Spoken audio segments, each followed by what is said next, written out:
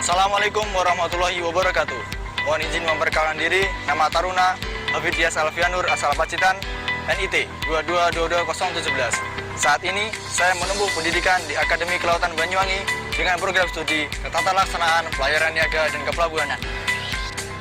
Saya alumni Pondok Pesantren Darut Taqwa Ponorogo, Exclusive Generation tahun 2022 mengucapkan selamat atas terselenggaranya kegiatan BK Podcast di SMA IT Darut Taqwa Ponorogo.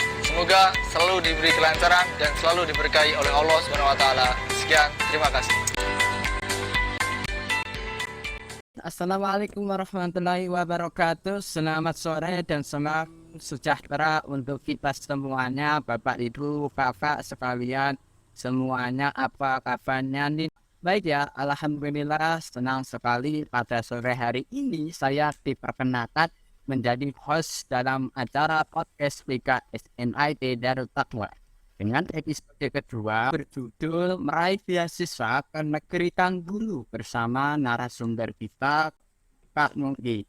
Pada kesempatan sore ini berbicara mengenai pendidikan seseorang perempuan muslimah yang saat ini belajar di University of Islam yang bernama Nungki Latifatun Nabiliyah yang biasa dipanggil Kak Nungki, dengan ditemani moderator kita yang sangat spektakuler dari siswa kelas 12 SMA di Darut Taqwa Ponorogo. Moderator satu bernama Lutfia Hanifati Farasnawa atau biasa dipanggil Kak Fia.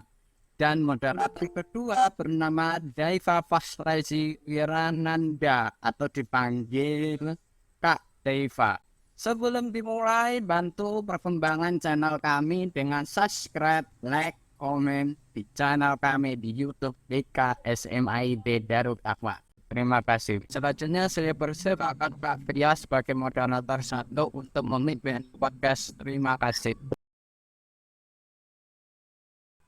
Baik, terima kasih Ustadz Mahfud sudah mempersilahkan kami sebagai moderator. Sebelumnya saya akan memberi salam terlebih dahulu. Assalamualaikum warahmatullahi wabarakatuh. Waalaikumsalam warahmatullahi wabarakatuh. Selamat datang dan selamat sore semuanya. Perkenalkan, di sini saya Fia selaku moderator 1, ditemani dengan teman saya Daiva selaku moderator 2. Halo Daiva. Halo Fia. Ya, saya ucapkan terima kasih kepada para audiens yang telah bergabung dengan podcast kita pada sore hari ini. Hari Rabu, 19 April 2022. Izinkan kami untuk membawakan sesi podcast ini dengan judul Meraih Beasiswa ke Negeri Kangguru bersama narasumber kami yang saat ini berada jauh kurang lebih sekitar 5.000 km dari Indonesia, yaitu saudari kita, seorang muslimah dari kota Blitar yang saat ini sedang menempuh gelar masternya atau S2 dengan jurusan Animal Science di University of Queensland yang berada di Brisbane, Australia. Sangat jauh sekali dari Indonesia ya. Brisbane yang menjadi ibu kota dari negara Queensland merupakan kota pelajar karena terdapat banyak sekali universitas terbaik di dunia. Seperti University of the Queensland yang saat ini ditempati oleh Kak Nizgi, ada juga Universitas Teknologi Queensland, Griffith University,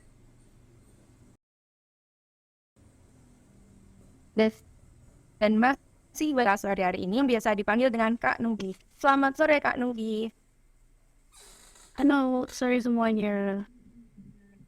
Alhamdulillah, bagaimana kabarnya? Alhamdulillah sehat. Mbak Lutfia sendiri sehat? Alhamdulillah, makasih. Masya Allah, cantik sekali. Masya Allah. Sebelumnya, izinkan terlebih dahulu teman saya selaku moderator 2 yaitu Daiva membacakan biografi singkat tentang Kak Nunggi. Terima kasih. Terima kasih Via diberikan waktu kepada saya untuk membacakan biografi singkat dari saudari kita Kak Nungki Latifatun Nabiliyah. Berikut adalah biografi singkat dari Kak Nungki. Beliau adalah kelahiran tahun 1999, telah berumur 24 tahun. Beliau pernah menempuh pendidikan SD di Kota Blitar sampai juga SMA. Terus beliau masuk di UGM jurusan ilmu dan industri peternakan dengan IPK yang sangat memuaskan yaitu 3,94 atau bisa kita bilang cum laude. Dan sekarang beliau sedang melanjutkan Master S2 di jurusan Production Animal Science di Department School of Agriculture and Food Science di Universitas of Queensland.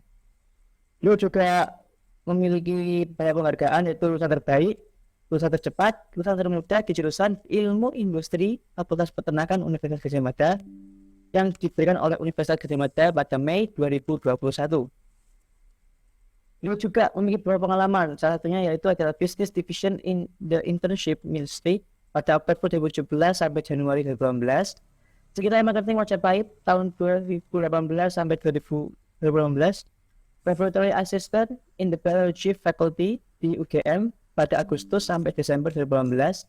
Treasurer of Creativity Economy Ministry UMFM pada Februari 2019 sampai Februari 2020.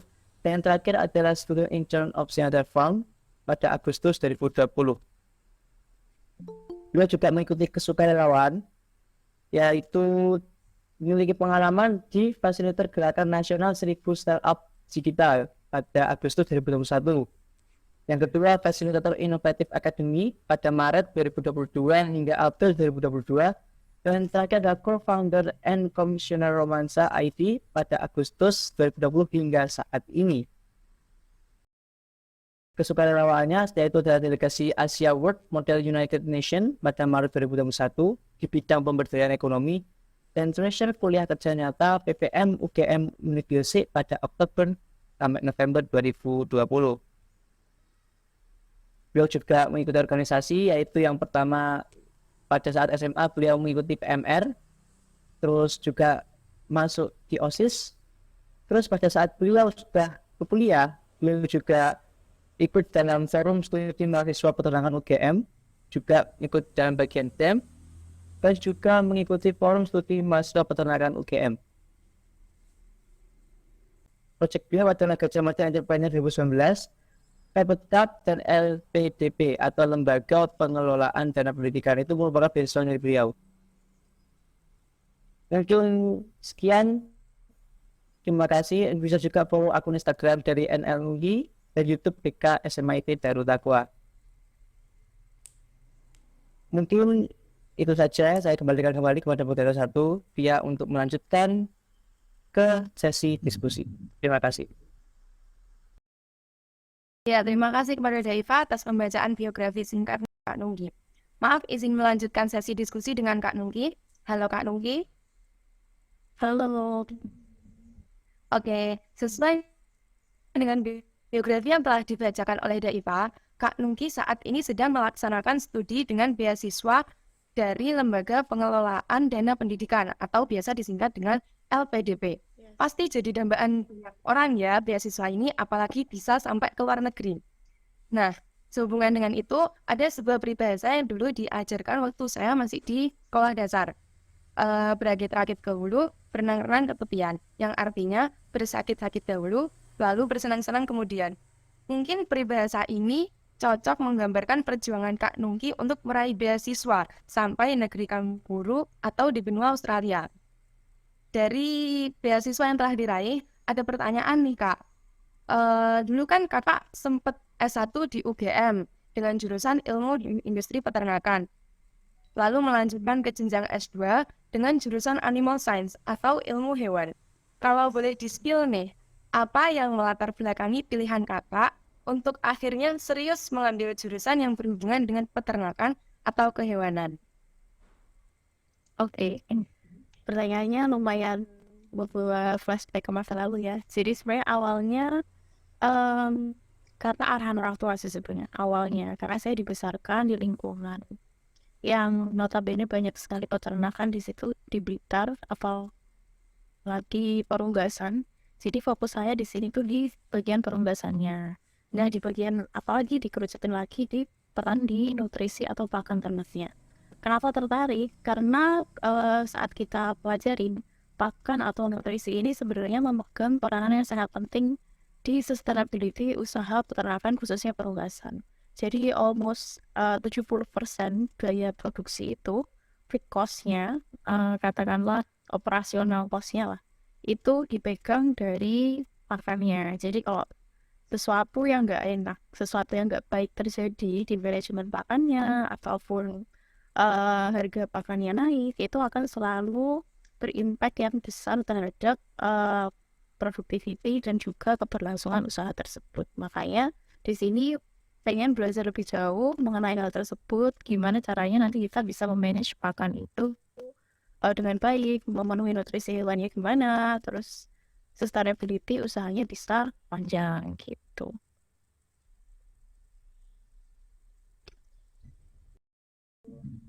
Oke, berarti itu sekitar pelajaran kimia, biologi, tapi juga perindustriannya itu dipelajarin semua, Kak. Yes, jadi kita lihatnya dari skala industri. Jadi misal kalau aku di pembahasan tuh, jadi bukan hanya melihat pelihara ayam satu ekor, tapi kita lihat dari skala industrinya gimana dan keberlangsungan usaha itu seperti apa. Di sini role-nya adalah seperti gestonis ya, nutrisionis untuk hewan tersebut. Jadi kita ngasih formulasi yang tepat dari sudut makan gizinya seperti apa, terus harganya supaya murah, efisien, tapi gizi itu seperti apa. Nah, itu yang Oke, terima kasih Kak Nunggi atas pertanyaan-pertanyaannya. Lanjut ke pertanyaan yang kedua.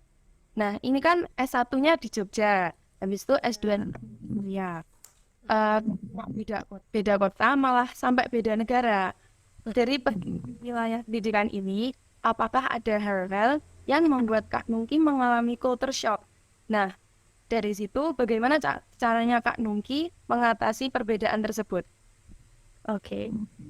Yang paling beda kan mungkin selain culture dan juga cuacanya ya, climate-nya. Jadi waktu saya datang itu Februari, itu keluar dari pesawat itu rasanya udah langsung, karena sebenarnya 3940 saat itu dia nggak pernah pakai sunscreen dia sekarang jadi selalu pakai sunscreen karena kalau nggak botsongnya. Nah terus selain dari segi cuaca juga mungkin kalau culture-nya di sini contohnya tuh dari segi kuliahnya, karena di Indonesia mungkin sudah terbiasa dengan harus datang tiap hari, kalau nggak datang nanti alfa apa ada proses setelah ini. Nah kalau di sini itu mereka juga berita tuh insan apa yang bertanggung jawab apa ya, jadi kita tidak harus datang tapi mereka menyarankan sanksi. Nah tapi kita juga harus bertanggung jawab untuk kita sendiri dengan cara apa, dengan cara melihat recording setiap lecture, setiap kelasnya, kemudian praktikumnya, belajar dari berbagai sumber. Jadi kalau dari culture di segi akademiknya ini itu yang paling mencolok. Terus gimana cara beradaptasi? Di sini nggak bisa ngomong belajar dulu sebelum masuk kelas. Jadi paling nggak tahu dulu materinya hari ini apa. Lalu kalau itu masih sampai kelas ngobrol gitu kayak misalnya ngomong apa nih? Karena pasti kan dari ini sesuatu yang baru. Nah kalau kita nggak paling nggak dibaca dulu sekilas itu akan sedikit ketinggalan ya teman-teman yang lain dan nggak bisa catch full. Nah itu kalau dari culture. Terus kalau dari culture sosialnya sendiri, sebenarnya orang di sini cenderung individual dalam artian dia fokus sama itu yang masing-masing. Jadi sebenarnya nggak terlalu aware apa mungkin kalau kita muslim karena merasa di Indonesia mayoritas nih kita kayak banyak di sini juga sendiri. Nah karena kayak satu perguruan cuma saya doang itu nasi kan kayak kelas dilihatin atau mereka mikir saya teroris nggak ya atau apa. Nah kita kadang ada overthinking kayak waktu awal-awal, cuma ternyata mereka tuh bodo amat betul karena ya kita sendiri kita masing-masing. Jadi adaptasi yang paling bisa kita adalah fokus juga sama diri kita sendiri. Pede aja, komunikasi nggak usah tahu grammarnya salah atau pronunciation semua atau karena mereka akan berusaha mengerti apa yang kita komunikasikan. Mereka nggak akan menilai nilai IELTS atau TOEFL kita, tapi mereka akan berusaha find katakan karena OC ini kan cara yang memang sudah cukup banyak murid dari berbagai negara lain seperti Tiongkok, Indonesia, dari India, Bangladesh, dan Turki. Nah jadi seperti biasa dengan cara student yang dari negara lain gitu. Jadi adaptasi yang harus dilakukan pertama kali adalah pede dulu. Pokoknya confident, gak usah overthinking tentang apapun. Nggak ada apa-apain kok ada sih gitu. Tapi Kak Nungki di sana ketemu sama-sama dari Indonesia gitu. Bilang gue kalau kita di Indonesia ketemu orang Indonesia kayak bodo amat gitu ya. Tapi kalau di sini apa nih ketemu tandanya ciri-ciri itu kayak seneng gitu. Ini kayaknya orang Indonesia ya, terus kalau orang Indonesia ya ini jadi rasa apa ya, kekeluargaannya tuh ada gitu, nasionalismenya tuh ada. Kalau di pas di rumah kan kayak bodo amat gitu ya. Kalau di sini kayak ketemu orang Indonesia serem banget, terus tanya rumahnya mana dan sebagainya. Jadi lebih apa ya, ukhuwahnya ya, ukhuwahnya itu jadi lebih erat gitu. Oke, berarti di sana sama di sini balik lagi atas sebuah tanggung jawab seorang mahasiswa ya, Kak ya. Ya, mahasiswa dan juga datang sebagai seorang kita manusia aja sih. Jadi gimana caranya kita bertanggung jawab atas kita sendiri. Oke, terima kasih atas jawabannya. Beberapa pertanyaan selanjutnya saya izinkan kepada Daifa untuk melanjutkan sesi ini. Waktu dan tempat. Baik, terima kasih Via sebelumnya. Karena nih, saya tuh penasaran ya dengan visi kehidupan muslimah di sana.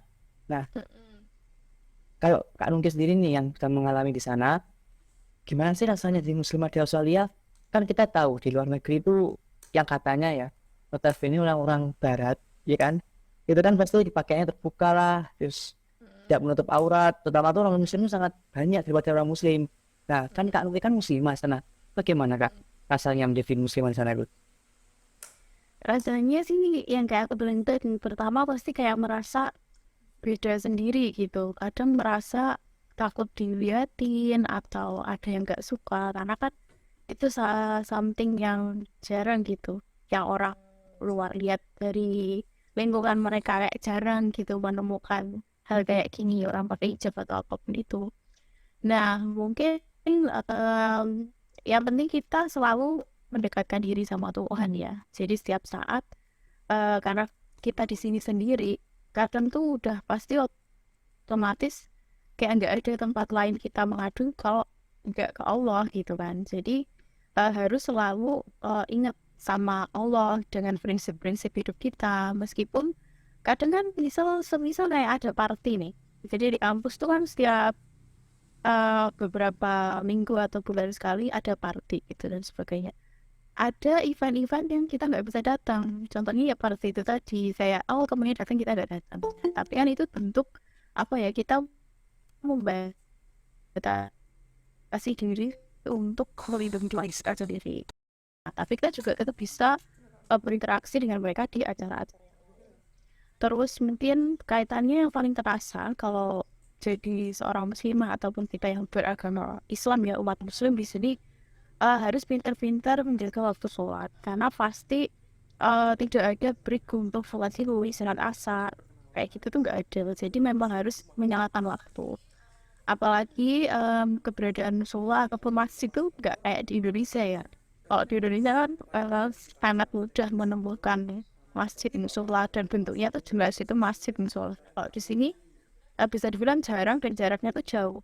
Misal di kampus saya tuh ada tempat beribadah untuk umat Islam, akan tetapi jaraknya dari ruang kelas ataupun laboratorium ataupun karena saya peternakan, berarti kan ada di lapangan tuh, ada di lapangan, itu kan jauh, nggak mungkin setiap sholat harus ke musola karena menyalakan waktunya pasti nggak cukup. Akhirnya apa? Akhirnya harus terbiasa sholat di tempat-tempat yang umum. Yang penting ada space, dia nyaman untuk kita sholat, ada sedikit space aja kosong, ya udah sholat aja di situ. Syukur-syukur kalau misal ada ruangan yang lagi kosong, misal di perpustakaan, kita bisa pakai ruangan meeting di perpustakaan. Tapi kalau enggak, ya di lorong perpustakaan atau apapun yang intinya asal tidak space. Jadi harus menyalakan waktu untuk sholat, karena kalau enggak pasti langsung hilang gitu ya. Apalagi ada kan kondisi juga teman-teman yang kerja itu kan kalau dari mereka tantangannya karena kan kita di sini kalau mereka kerja itu kan dibayar per jam, jadi kadang untuk menyilakan waktu sholat dan sebagainya itu cenderung susah karena ya itu tadi waktu istirahat terbatas dan juga kadang jadi banyak itu godaan. Jadi yang paling terasa adalah bersatu waktu sholat itu dan juga caranya kita selalu melibatkan Allah dalam setiap hal yang kita lakukan. Jadi supaya tidak kebawa kemana-mana nih, kadang pasti pengen ya inspirain gimana sih kalau itu gimana sih kalau pesanan, tapi ya it's now itu sih Pak. Oke, terima kasih Kak Nungki. Kayaknya sulit sekali ya menjaga istilahnya keislaman di sana tuh ya.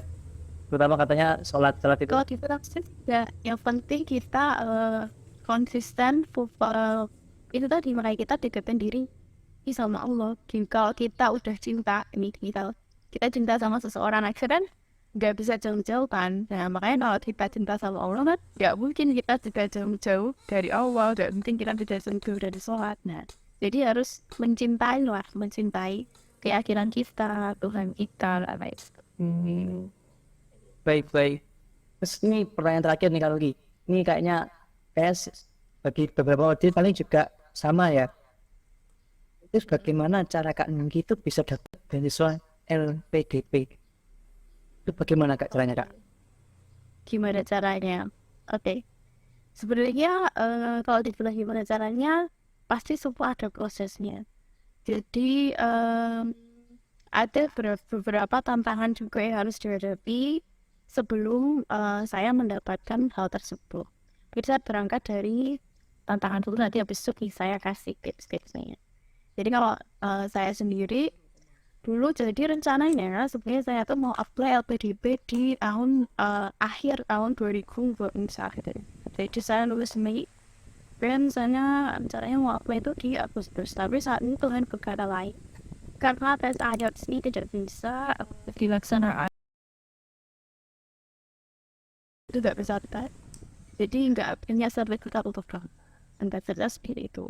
Dia pas awal-awal pasti gimana gitu ya, cuma ya udah dan akhirnya saya daftar di tahap 1 2022 tahun kemarin dan alhamdulillah keterima. Tapi ada cerita-cerita lucu di balik itu tuh perjalanan sampai 2022. Jadi yang paling jadi tantangan kalau saya pribadi itu adalah gimana kita tetap konsisten fokus sama apa yang menjadi tujuan kita. Terkadang karena kita punya cobaan, ujian, distraction lah intinya ya, yang mengganggu pikiran, mental, kita jadi sedih, entah diputus pacarnya atau ditinggal nikah di tengah-tengah perjalanan kita mau mencari besok, kadang ke distract tuh, wah aku sedih galau ya, sepertinya akhirnya lupa sama tujuan yang sampai kayak gitu. Terus saya pernah tuh ngalamin dan memang itu sangat sulit untuk mengendalikan emosi kita, terus supaya kita keep cool on the track gitu. Pas tetap stepnya tetap ada karena udah nggak bisa daftar beasiswa yang tahap 1 tahap 2 2021. Terus habis saya juga ada masalah internal lah, keluarga dan sebagainya. Kalau kata Ustadz ada 3 cobaan, fisik, terus habis itu harta sama perasaan. Nah saya kena tuh 3-3 ini. Nah, jadi tantangannya tuh gimana caranya kita mengontrol diri kita supaya tetap keep going on track-nya itu tadi. Nah, gimana caranya supaya kita bisa keep going on track meskipun ada banyak distraction. Kalau misalnya teman-teman di sini, wah aku udah mikirin ujian nasional, ada ujian nasional ya. Pokoknya ujian, terus habis itu bisa di rumah dimarahin orang tuanya berantem atau lagi masalah sama temennya dan sebagainya. Jangan sampai itu mendistrak apa yang sudah teman-teman cita-citakan, apapun itu, entah itu kuliah, beasiswa, ataupun apapun itu dalam hidup. Nah, jadi fokus aja sama apa yang teman-teman bisa kendalikan. Apa yang bisa dikendalikan? Yang bisa dikendalikan adalah diri kita. Kita nggak bisa mengendalikan orang lain, nggak bisa mengendalikan supaya orang itu nggak menyakiti kita, nggak bisa mengendalikan supaya orang itu nggak mengganggu kita, nggak. Tapi kita bisa membuat decision untuk diri kita sendiri. Jadi fokus sama diri kita. Nggak usah terlalu aware sama yang orang lain pikirkan, orang lain katakan, nanti gimana, nggak usah. Fokus aja sama hari ini. Jadi misal hari ini apa nih yang bisa saya lakukan, misal saya mau keluar negeri, misal mau kuliah, ya udah berarti hari ini saya kontribusinya belajar. Terus setelah belajar saya mau habis itu bantu orang tua nih, hari bantu orang tua juga kontribusi loh, karena kan bantu orang tua itu adalah ibadah itu meningkatkan kecintaan Allah kepada kita dan kecintaan kita kepada Allah. Nah kalau Allah cinta kan nanti doanya dikabulin. Nah jadi ada banyak hal, fokus aja sama hari ini dulu, nggak usah lah fokus sama yang besok-besok apa hari depan, fokus hari ini dulu. Nah itu juga salah satu tipsnya supaya bisa dapat beasiswa dan juga kuliah di luar negeri. Jadi fokus sama apa yang bisa kita lakukan hari ini, nggak usah mikirin nanti kemarin omongan orang, harus baik fokus sama diri kita, karena nanti hidup kita itu tidak di tangan orang lain. Nah kemudian secara fisiknya lahirnya kita harus gimana nih gitu. Yang pertama teman-teman harus tahu minatnya itu kemana sih, misal apakah mau ambil ekonomi atau mau jadi dokter atau mau jadi misal masuk peternakan ya kayak saya kayak gitu. Itu harus tahu dulu. Nah, nanti setelah tahu minatnya, jurusan yang diminati apa, habis itu teman-teman riset tuh, kampus mana sih yang bisa mewadahi minat saya. Oh, misal di dalam review saya di UVM aja nih. Oh, saya mau di Aussie aja, jadi saya mau di Jepang atau mau di manapun itu. Nah, cari riset sebanyak-banyaknya yang paling cocok yang mana. Terus kemudian setelah itu, dipelajari lebih dalam. Yang pertama, persyaratannya apa aja. Cocok nggak kira-kira, nilai saya masuk nggak, terus misal ada persyaratan bahasa Inggris, oh berarti saya harus mempersiapkan hal itu juga. Terus yang kedua, selain persyaratan, teman-teman juga harus mempelajari tentang mata kuliah yang ditawarkan. Dan kalau perlu, kalau misal S2 lagi ya, itu harus tahu riset-riset yang ditawarkan di universitas tersebut. Jadi usahakan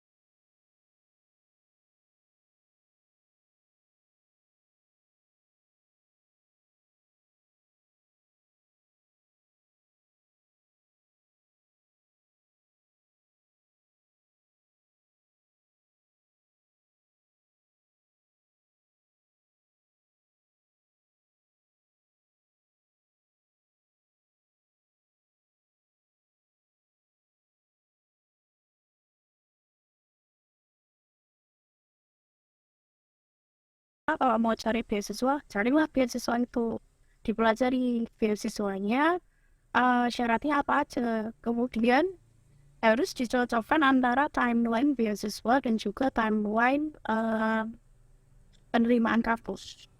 Kenapa ini penting? Karena beberapa beasiswa itu dia ada prosedur pencairan dana yang mana itu akan membutuhkan waktu. Jadi jangan, dan dari universitasnya ada deadline tagihan untuk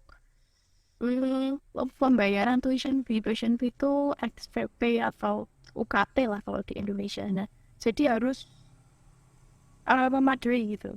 Jadi misal deadline-nya untuk bayar tanggal 1, kalau bisa nanti berarti di timeline beasiswanya tanggal sebelum tanggal 1 itu teman-teman sudah mengurus financial support-nya kayak gitu. Nah itu kalau step-stepnya mulai dari dapat kampus, habis itu dapat beasiswa seperti itu. Dan mungkin satu hal lagi yang harus kita ingat adalah ini sebenarnya in general sih, nggak cuma untuk dapat beasiswa ataupun kampus, mungkin untuk ujian dan sebagainya. Intinya kita harus ingat bahwa apa yang diberikan dalam hidup kita itu semua sumbernya dari Allah. Ya mungkin itu karena usaha kita juga, cuma kan kalau Allah tidak berkehendak kan tidak bisa. Jadi libatin aja, nggak di setiap tujuan ya, nggak di setiap cita-cita, tapi di setiap proses.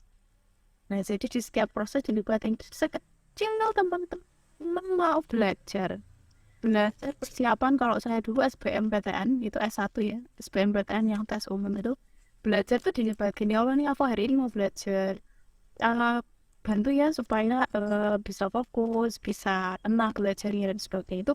Jadi di setiap stepnya ya, batinnya tuh dari setiap step nggak cuma di setiap tujuan, jangan cuma ya Allah saya mau masuk UGM, ya Allah saya mau masuk UI, jangan cuma gitu, tapi bilang minta dibimbingnya dari setiap step yang teman-teman ambil. Dan step ini nggak cuma belajar aja, intinya kita harus banyak-banyak berbuat baik juga. Misal kalau dimintain tolong orang tuanya di rumah nih, ya ditolong gitu, dengan diniatkan ya Allah nih apa tolong orang tua aku niatkan beribadah kepadamu, dan semoga dengan pahala ini nih permudahlah urusanku. Nah kayak gitu. Jadi banyak usaha-usaha yang kita lakukan. Ada lahir sama batin. Kalau lahirnya ya itu tadi kita mempersiapkan diri, belajar, riset kampusnya yang mana, terus daftar fisiknya. Kalau batinnya berarti kita harus students. Oke, terima kasih Kak Nungki. Baik, ini lanjut ke sesi selanjutnya yaitu sesi tanya jawab dari audiens nih. Ini para audiens ada yang mau nih mau bertanya, silakan bisa on cam dan on mic untuk bertanya kepada narasumber kita pada sore hari ini.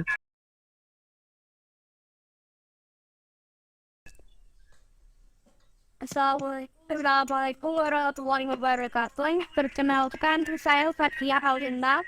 Saat ini kelas 6 MI atau 6 SD. Izin bertanya untuk Fakhi, bagaimana cara atau tips agar fokus saat belajar? Karena terkadang saya terdistraksi atau terganggu oleh smartphone. Oke. Gimana caranya belajar supaya tidak terdistrak? Ini langsung jawab atau gimana? Langsung jawab saja apa? Oke, langsung jawab aja.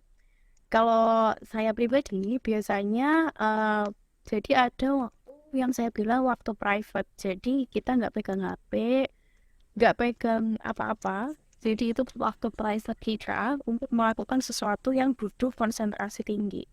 Biasanya saya selangin itu di jam-jam tertentu. Nah, teman-teman harus tahu ritmenya nih. Misal otak manusia itu kan punya jam kerja yang paling optimal tuh. Nah, dan setiap orang tuh beda-beda. Ada yang dia celengnya malam, ada yang celengnya pagi, ada yang celengnya siang mungkin. Nah, I don't know. Nah, itu teman-teman harus tahu waktu golden hours-nya teman-teman untuk belajar. Jadi, yang paling enak tuh kapan sih? Nah, itu harus tahu dulu. Terus yang kedua, ekosistem atau lingkungan seperti apa sih yang paling enak buat belajar? Oh, misal aku tuh orangnya nggak bisa kalau kedengaran suara, nggak bisa kalau sambil diajak ngobrol, berarti carilah ruangan yang memang itu menyendiri gitu, misal di kamar ya dikasih tahu dan kamu dulu ya, so di antara jam ini sampai segini saya lagi mau belajar dulu nih kayak gitu.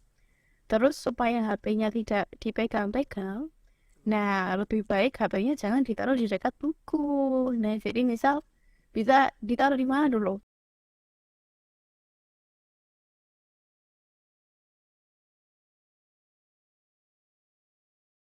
Fokus niatnya mau belajar, harus dikendalikan keinginan untuk ngelirik HP itu. Kalau misalnya nggak urgent, nggak penting, misal nggak darurat, bukan sesuatu pesan yang darurat atau panggilan darurat, sebisa mungkin coba deh nanti dulu.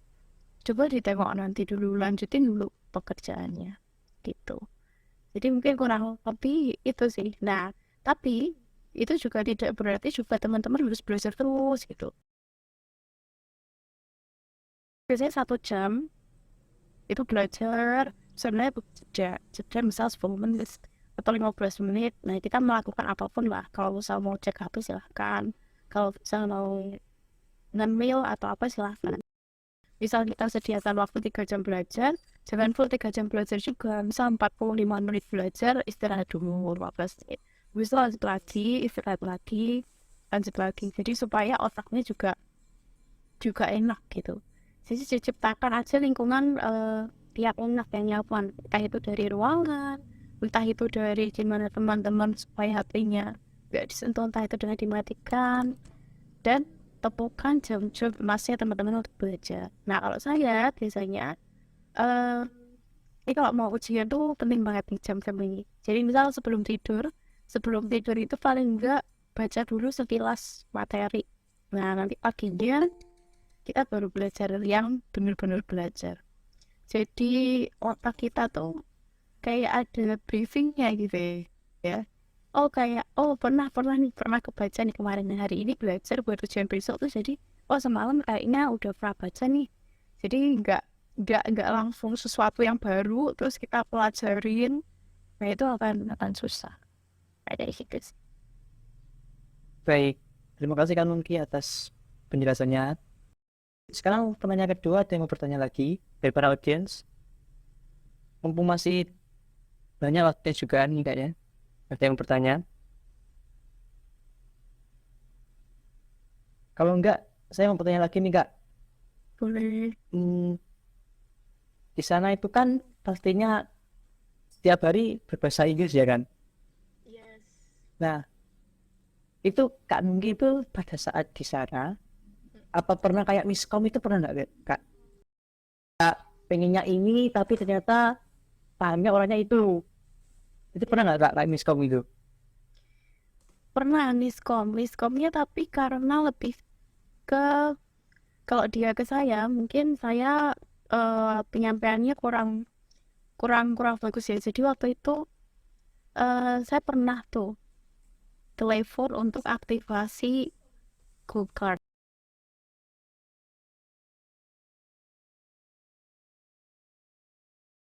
Jadi kalau student bayarnya 50% kalau pakai itu. Nah,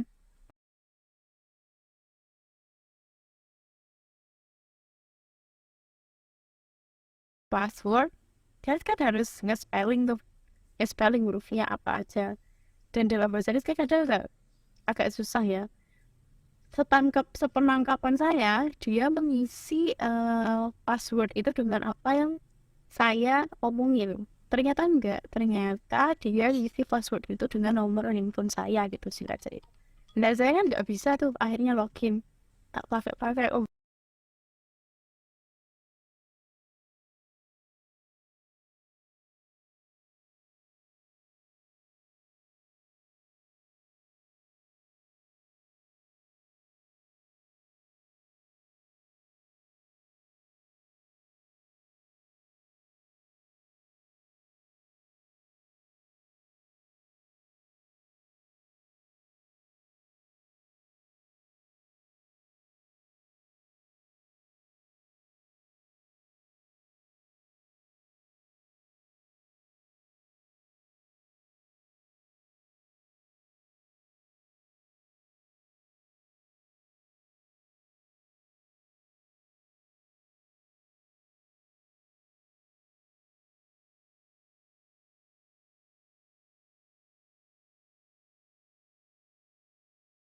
ya. Ya itu awal-awal sering banget. Kadang apalagi kalau ada problem kayak misalnya kemarin rumah saya lampunya mati, lampu teras mati. Saya telepon tuh ke bagian residence. Eh, saya udah bilang kalau lampu di teras. Nah, tapi mereka nangkapnya lampu di depan rumah saya. Yang dicek tuh lampu di halaman gitu loh. Katanya, no, it's works. Nah, kayak gitu kan.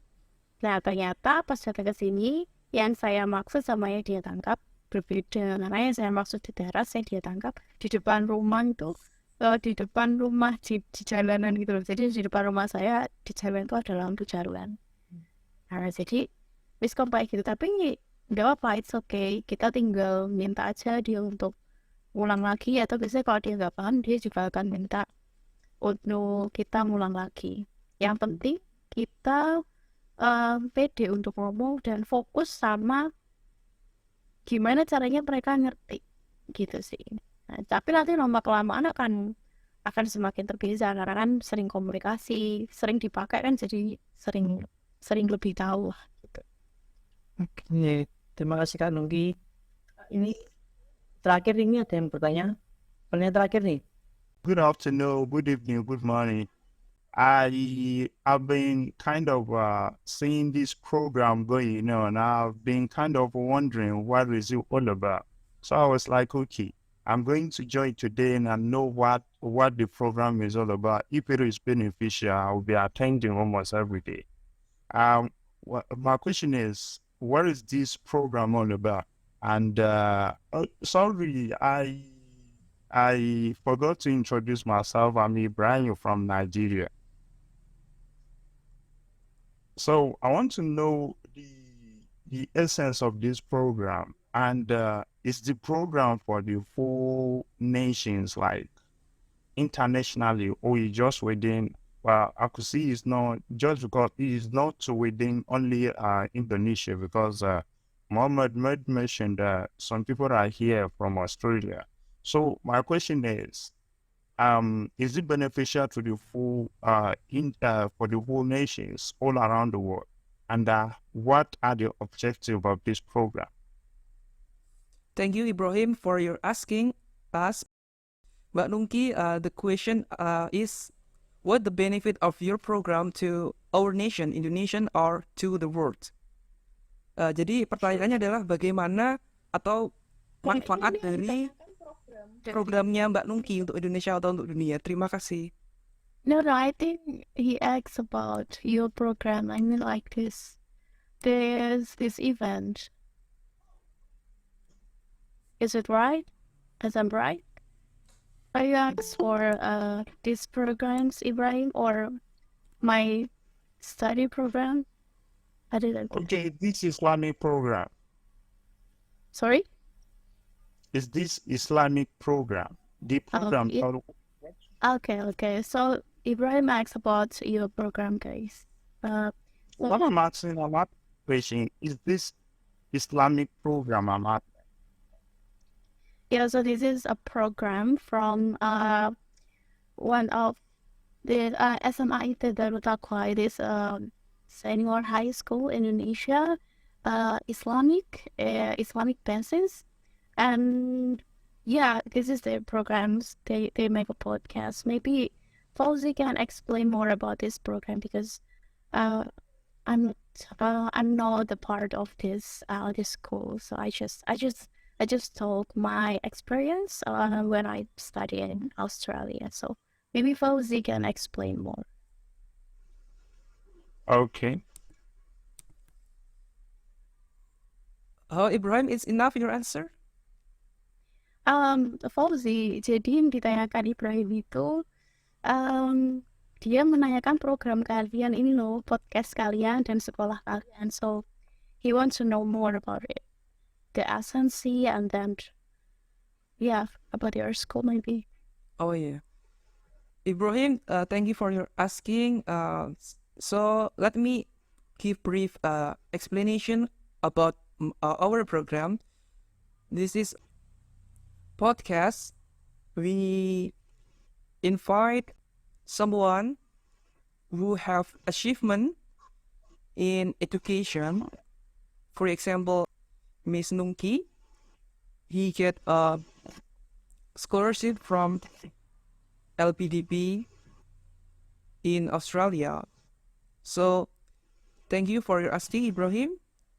Untuk teman-teman, terima kasih. Jadi, program kami itu sebenarnya adalah untuk mengadakan podcast untuk orang-orang yang berprestasi, untuk mungkin bisa jadi panutan untuk kita semua. Terima kasih. Thank you, Ibrahim. Okay, thank you. I really understand that. But sometimes like that, if I should be joining almost every day, I would like you to be sometimes speaking English, because I don't understand Indonesian. Yeah, thank you, because our audience from Indonesian only. So yeah, sorry, for now we just use bahasa for our communication. Thank you, Ibrahim. Okay. Whenever you people are to speak English, or whenever you people kind of invite these big people that have achieved something, and you think they are going to kind of combine it with English, you can invite me. But Yeah. for today, or maybe many other days, that you could be using Indonesia. I No got your problem. point. Thank you, Ibrahim. So thank you for your advice for us. Maybe we can put in translation in our video in English. And thank you. I really appreciate it. Thank you. Thank Have a good day. Happy Ramadan. Assalamualaikum. Have a good. Waalaikumsalam. Baik, terima kasih atas antusias para penanya dan juga para audiens. Thank you for Ibrahim for your asking your question. Selanjutnya saya kembalikan lagi kepada moderator pertama kita yaitu Kak Gia. Silakan.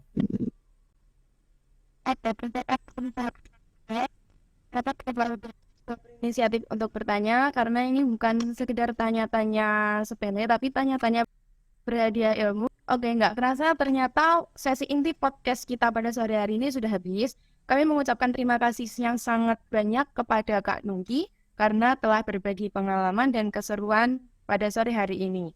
Semoga pengalaman Kak Nungki ini bisa menjadi motivasi bagi kita semua untuk kedepannya, untuk universitas, untuk melanjutkan studi kita. Sampai jumpa Kak Nungki, semoga sehat-sehat ya. Amin. Terima kasih semuanya. See you.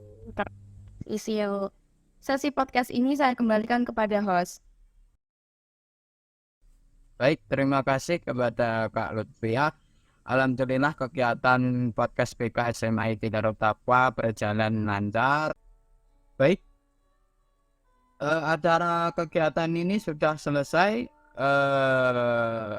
Terima kasih kepada audiens yang sudah bergabung di kegiatan podcast PKSMI Darut Taqwa. Wassalamualaikum warahmatullahi wabarakatuh.